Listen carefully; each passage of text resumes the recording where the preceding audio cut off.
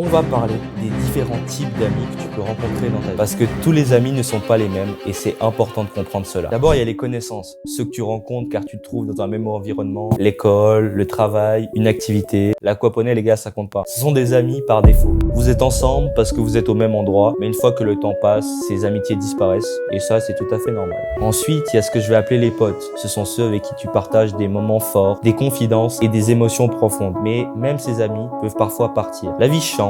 Et ce qui vous rapprochait à un moment peut ne plus avoir de sens plus tard. C'est dur, mais c'est là la réalité, c'est la vie. Enfin, il y a les amis. Ceux-là, ce sont les personnes les plus rares, mais aussi les plus précieuses. Ce sont ceux qui te poussent à être meilleur et à sortir de ta zone de confort. Mais fais attention, parce qu'avec ces amis-là, c'est pas toujours les plus confortables avec toi. Ils te confrontent à tes faiblesses, à tes insécurités, mais ils te pousseront aussi à grandir. Toutes ces personnes sont dans votre vie. Certains resteront longtemps, d'autres un peu moins. Seul conseil, comme dirait un film culte, celui qui trouve un vrai ami trouve un trésor. Alors, c'est quoi la solution, les gars? Sois un FDP. Mais attention, je parle ici de force, détermination et patience. Parce que pour réussir dans la vie et surtout pour dépasser cette solitude, ces trois éléments sont la clé. La force, c'est ce qui permet de rester debout quand tout semble s'effondrer autour de toi. La détermination, c'est ce qui te pousse à continuer quand tu as l'impression d'être seul contre le monde. Et la patience, c'est ce qui te permet d'accepter que les résultats ne viendront pas tout de suite, mais qu'avec le temps et les efforts, tu finiras par t'entourer des bonnes personnes.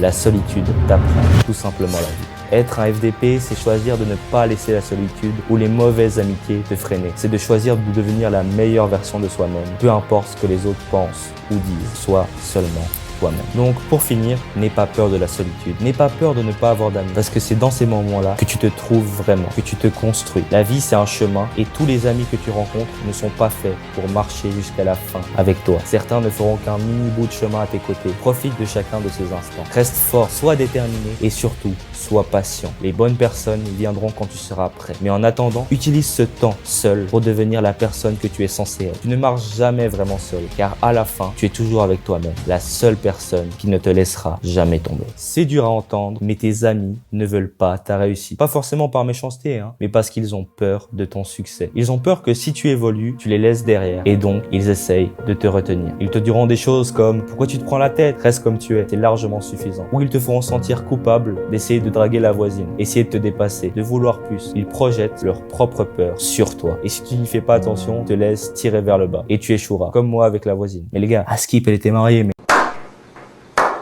Vous savez, qui ne t'entraîne à rien. C'est pour ça qu'il faut être attentif aux personnes que tu laisses entrer dans ta vie. Toutes tes personnes, tous tes amis ne te veulent pas forcément du bien. Et certains veulent te voir échouer juste pour ne pas être confrontés à leur propre échec. Je l'assume, j'ai déjà été jaloux de la réussite d'un ami. Je vais pas le mentir. J'ai jamais dévalorisé cet ami ou rien, mais j'avais juste peur. Donc, il y a un truc qui m'aide beaucoup. Un jour, je me suis enfermé dans ma chambre et j'ai fixé mon mur pendant 2 heures. Oui, les gars, 2 heures. Et j'ai compris que au lieu d'être jaloux de sa réussite, j'avais juste peur. Peur de ne rien entreprendre, peur de ne rien faire. Finalement, je me suis rendu compte que j'étais très content de ce qu'avait accompli cet ami. Et j'ai décidé de lancer cette chaîne pour me prouver que je pouvais réussir quelque chose. Pour évoluer, il faut être seul. Et c'est là que tu es maintenant. La solitude, c'est loin d'être un truc horrible. C'est même nécessaire pour te découvrir et évoluer. Quand tu es seul, tu n'as plus à plaire aux autres, à suivre ce que les autres attendent de toi. Tu es juste avec toi-même, tes putains de pensées, tes ambitions et tes rêves. Quand tu es seul, ça te force à te poser les bonnes questions. Qu'est-ce que je veux pour moi? Qui suis-je vraiment sans le regard des autres autour de moi? On a peur de se retrouver seul parce qu'on a peur de savoir qui on est sans le regard des autres. Et si ça t'intéresse, va checker ma dernière vidéo.